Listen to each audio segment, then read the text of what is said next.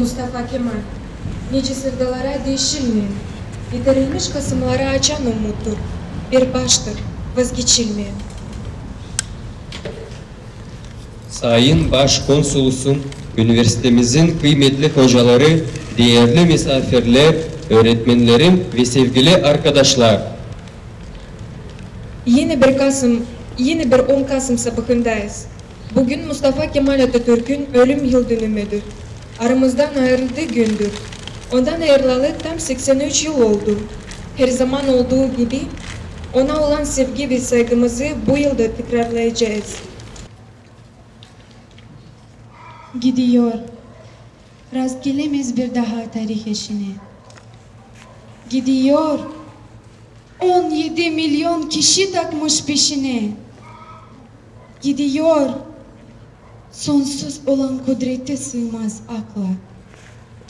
Gidiyor. Göğsünü çevre saran bayrakla.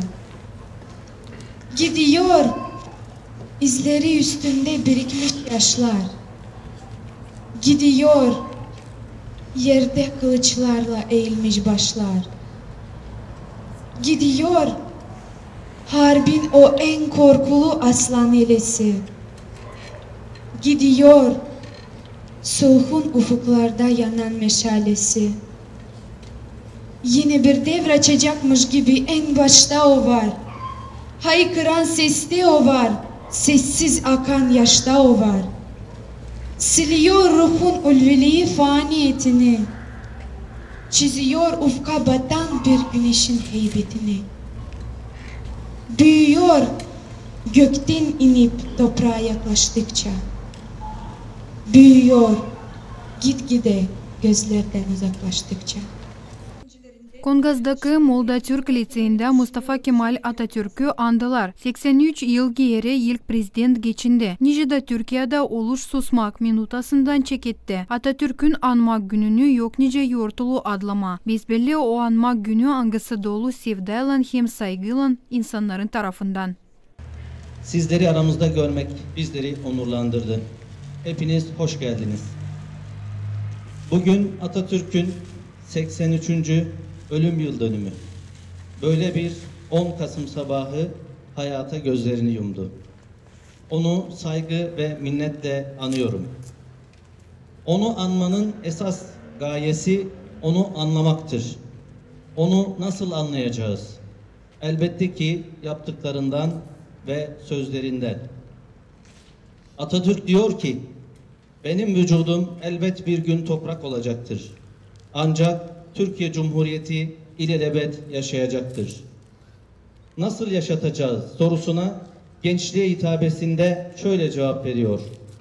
Ey Türk gençliği, birinci vazifen Türk Cumhuriyeti'ni ilelebet muhafaza ve müdafaa etmektir. Muhtaç olduğun kudret damarlarındaki asil kanda mevcuttur. Atatürk diyor ki, vatanını en çok seven görevini en iyi yapandır. Hangi işi yaparsanız yapın, ister fabrikada, ister masa başında çalışın, ister doktor, isterse mühendis olun, yaptığınız işin, bulunduğunuz yerin hakkını verin. En iyisini yapmak için elinizden gelen gayreti gösterin. Vatan sevgisi bunu gerektirir. Zanaatte, sanatta, sosyal ve kültürel alanda, bilim ve teknikte, muasır medeniyetlerin üstünde yer almanın koşulunun görevini en iyi şekilde yapmaktan geçtiğini, yurtta barış, dünyada barış sözüyle, toplumsal barış ve huzurun tesis edilmesiyle kalkınmanın ve ilerlemenin de ön koşulu olduğunu anladığımızda onu anlamış olacağız. Bugün Türkiye Cumhuriyeti 85 milyon nüfusu, dünyanın en zengin 20 ülkesi arasında yer alması, NATO'nun ikinci büyük ordusuna sahip olması ve NATO bünyesinde dünya barışına katkı sağlaması onun eseridir. Ölümünün 83. yılında bir kez daha minnetle anıyor, saygılar sunuyorum. 30 yıldan ziyade iyi ilişkiler Türkiye'nin hem Gagavuzya'nın aralarında ilerliyorlar. İlişkilerin kurulması iki kardeş halkların arasında kaldı diğerin tarihin sayfalarında 30. yıllarda. O vakitler ilk adımı dostlaşmaya Kemal Atatürk yaptı. Türkiye Cumhuriyetimizin kurucusu Ulu Önder Gazi Mustafa Kemal Atatürk'ün ebediyete intikal edişinin 83. yıl dönümüdür. Elimde aslında bir tekst var ama bu metni okuyarak sizi sıkmakla, soğuklatına daha fazla bekletmek istemiyorum. O nedenle size sadece içten duygularımı paylaşmakla yetineceğim. Bugün aslında bir yaz günü değildir. Değerli müdürümüzün de belirttiği gibi Mustafa Kemal Atatürk'ü düşünme ve anlama ve onun eserlerine nasıl katkıda bulunuruz diye proje yapma, plan yapma günüdür. Mustafa Kemal şöyle demiştir: elbet benim vücudum toprak olacaktır ama Türkiye Cumhuriyeti ilelebet payidar kalacaktır. Mustafa Kemal bildiğiniz gibi sadece bir ülkeyi düşman işgalden kurtaran eşsiz bir komutan değildir. O her türlü yoksulluğa ve yokluğa rağmen batmakta olan bir ulusu yeniden küllerinden doğuran ve bugünkü Türkiye Cumhuriyeti'ni meydana getiren eşsiz bir liderdir. Benimsemiş olduğu yurtta barış, dünyada barış ülküsüyle yıllarca bağımsızlığımızı kazanmak için mücadele verdiği devletlerle bile sağlam dostluklar kurabilme becerisini gösterebilmiş bir millettir. Moldova Cumhuriyeti ile de kurduğumuz ilişkilerin temelinde aslında bu yurtta barış, dünyada barış ilkesi yatmaktadır. Gagavuzya'da Moldova ile dostluğumuzda vazgeçilmez bir köprüdür.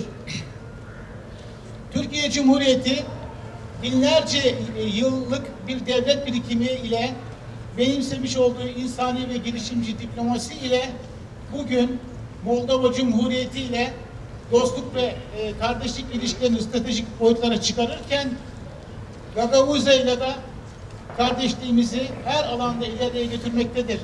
Aslında içerisinde bulunduğumuz bu okul da bunun açık bir tezahürüdür. 1999 yılından beri burada faaliyete geçen.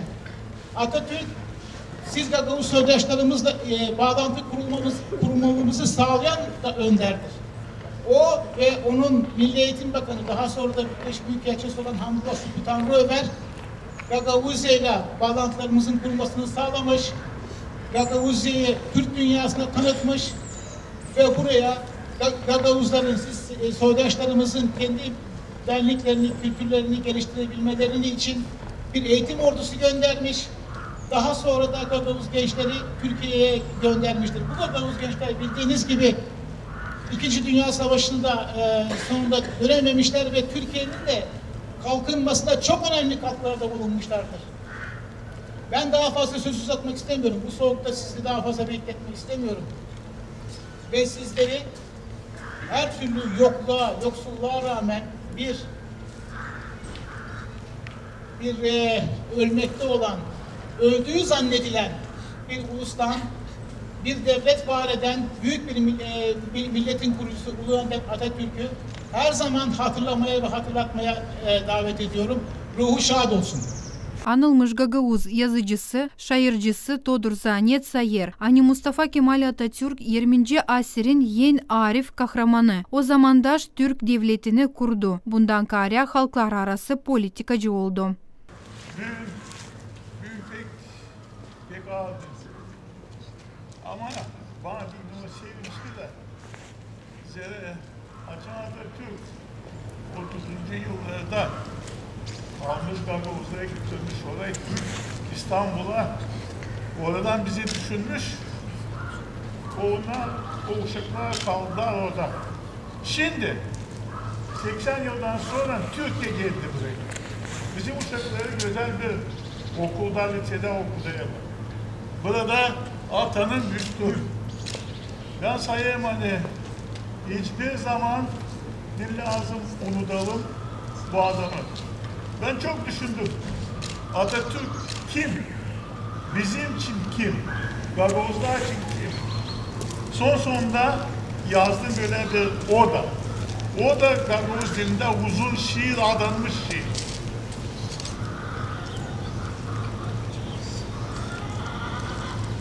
O benim de ulu atam.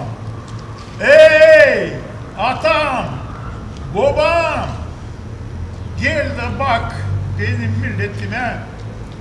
O da senin gibi kulağı mavi gözlü, senin gibi girgin, derin köklü, yemin basmaz, kodul, kempak yüzlü, senin gibi o. Hey, hey, Oğuz oğlu,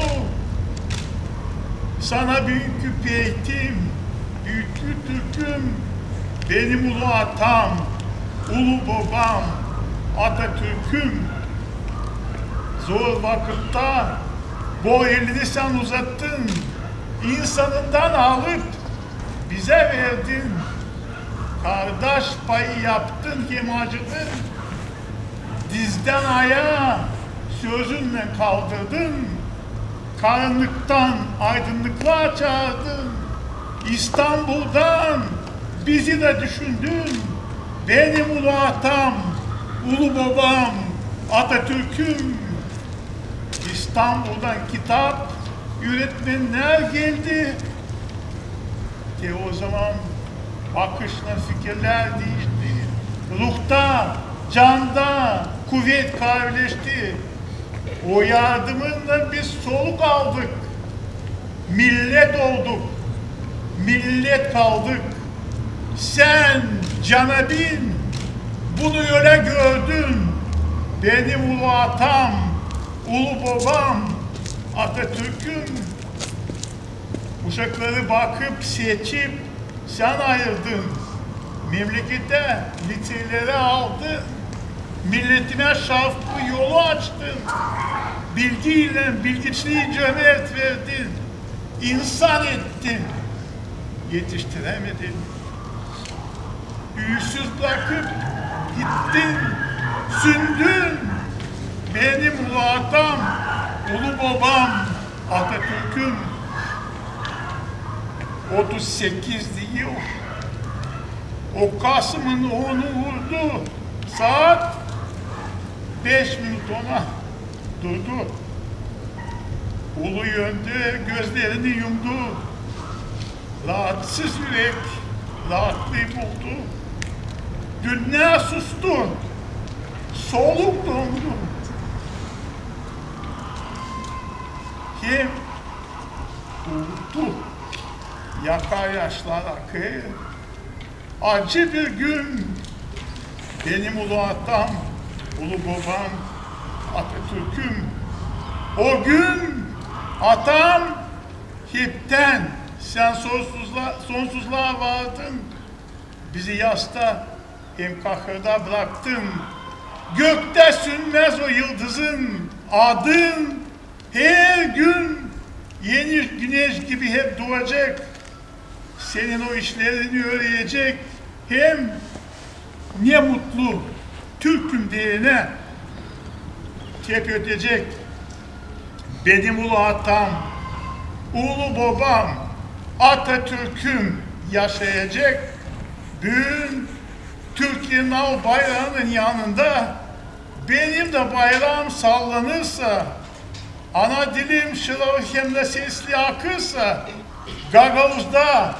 Gagavuzluk da hep yaşırsa, bunda senin en büyük var kıymetin. Türklerin atası, halkımın atısı, büyüğüm, benim ulu atam, ulu babam, Atatürk'üm. Sağ olun. İhtimalleri düşündüğüm zaman hem ihtimallerin korkunçluğundan hem de bugünkü elde ettiğimiz koşulların güzelliğinden hem tarif edilmez bir korku, aynı zamanda da büyük bir minnetle kalbim doluyor. Ben bugün sadece teşekkür etmek istiyorum aslında. Uzun uzadıya bir konuşma yapmak istemiyorum. Bir Türk kadını olarak kendi ayaklarım üzerinde özgürce yaşayabildiğim için, kendi bedensel bütünlüğümü, hayatımın idamesini hiçbir erkeğin vicdanına ya da bir insanın vicdanına, insafına bırakmadan devam ettirebildiğim için bir Türk öğretmeni olarak yurt dışında ya da Türkiye'de vicdanı hür, aklı hür, rehberi ilim olan öğrenciler yetiştirebildiğim için teşekkür etmek istiyorum. Bunu kesinlikle atamıza borçluyuz. Her 10 Kasım'da ve bundan sonraki bütün 10 Kasım'larda Atatürk'e teşekkür etmeye devam etmeliyiz. Biz öğretmenler olarak da en büyük teşekkürümüzü onun fikirlerini yeni nesillere aktardıkça, onun ışığını saçmaya devam ettikçe edeceğimizi düşünüyorum. Ve açtığın yolda, gösterdiğin hedefe hiç durmadan yürüyeceğimizi bir kez daha söylemek istiyorum. Ve bazı borçlar vardır ki asla ödenmez. Bizim atamıza olan sonsuz bir borcumuz var.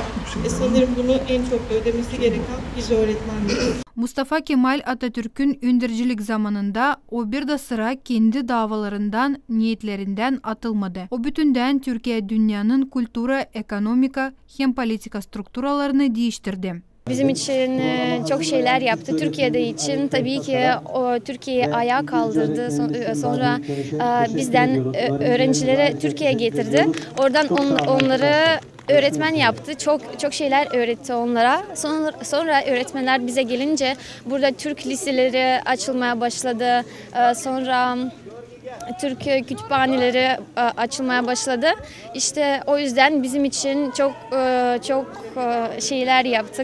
Gaguzya için, Türkiye için. O yüzden bugünü ona borçluyuz. Yani bu liseyi de ona borçluyuz tabii ki. Kemal Atatürk Bey çok iyi biriydi. İnsanlar için ve kendisi çok şey yaptı çocuklar için. Türkiye'yi iyi bir yola koydu. Dilini değiştirdi, Arapçasını aldı ve Türkçesini yaptırdı. Yani çocuklar onu çok seviyordu. Çünkü her zaman okullara gidiyordu, çocuklarla oynuyordu. Yani çocukları çok seviyordu Kemal Atatürk. Bir de bu yüzden onun da bütün halk seviyordu, sayıyordu. Atatürk Kasım ayın 10'unda 1938 yılda İstanbul'da kendi evinde geçindi. 1953 yılda onu mavzoleye geçirdiler. O gün de orada.